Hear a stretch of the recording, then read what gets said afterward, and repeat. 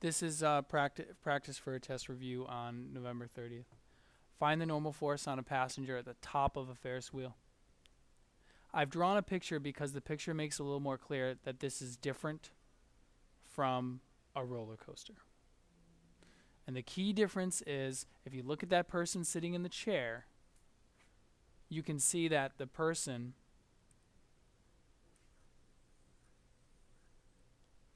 has a chair below them and therefore a force upward on them from that chair, as opposed to a roller coaster where you would have a surface like this and you would have a roller coaster car like this.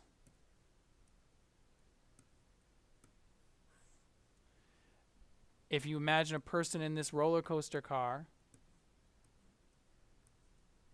they have a surface above them. The chair would be above them and thus pushing down at them. This is different. That's the first thing to understand, is that this is different.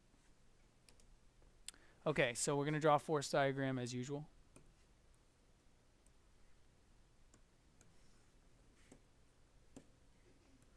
Here is the circle. This is continuous motion. Unlike a dip in the road, there's not necessarily continuous motion in that case. The forces. Let's get some audience participation. What are the forces on the person? Force normal and force weight. I'll call you Connor because I shouldn't post a video on YouTube with using your real name. So Connor, what is the direction of the normal force? Up. Correct. I'll call you Emily, just so that I'm not using the name of a real person on YouTube.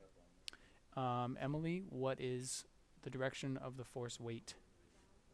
Down. Emily, should I make it greater or less than the normal force? Okay. Has to be greater because we need a net force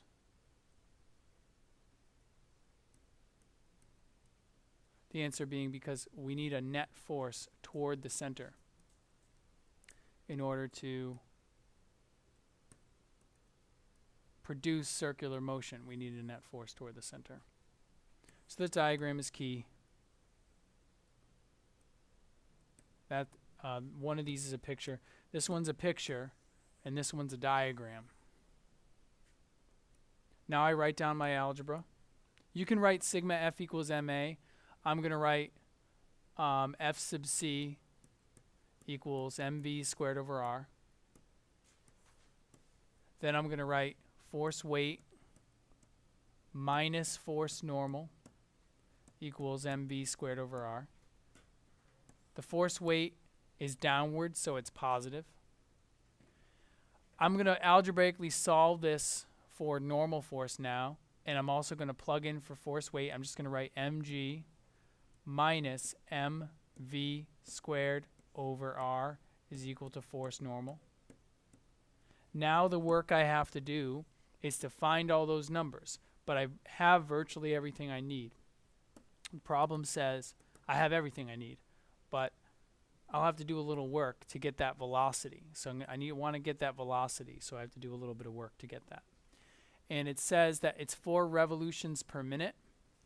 I know that my velocity is going to be 2 pi r over t, but I like to think of it in this case as 2 pi r and 1 over t is f, so I'm just going to put f. Now, the 4 revolutions per minute I'll write as 4 rev over 1 min. Then I can convert 1 min, 60 seconds. That will give me f. That's 4/60ths. So in essence, I'm saying that you now know f. That's going to be 4/60ths. So now we're simply going to plug in, and I'm not going to take time to explain the exact plug-in, but I'm putting checks. We know 2, we know pi, we know r. R is the radius, it's 8.2. And I believe I've computed this already. You end up with a velocity of 3.435 meters per second.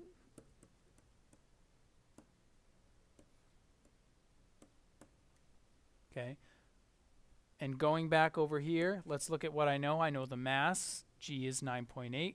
I know the mass, I know the velocity, I know r. Do my subtraction. I expect the normal force to be less than the weight. And that's what's happening here. I'm subtracting this value from it, which has the effect of making the normal force less than the weight, which corresponds to your experience when you're at the top of a Ferris wheel. That's what makes it fun, is you feel that light feeling. And when you plug in the numbers, you get 460 newtons. Essentially, you get 460 newtons. Again, I say this all the time, I'll say it again. The real physics is these two steps, and arguably many of you will just go right to this step.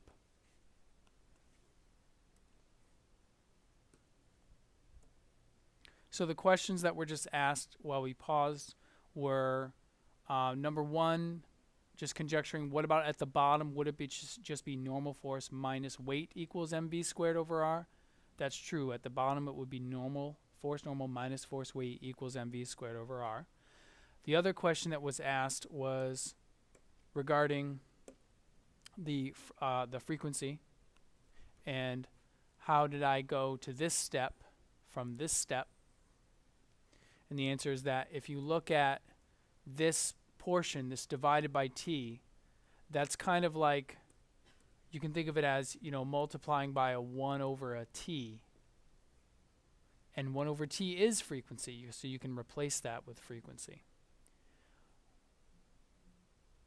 And finally, the other question was about rounding. I think that was the only other question, was about rounding. And if you round this to 3.4 for the velocity, then you do get a slightly different answer than I got.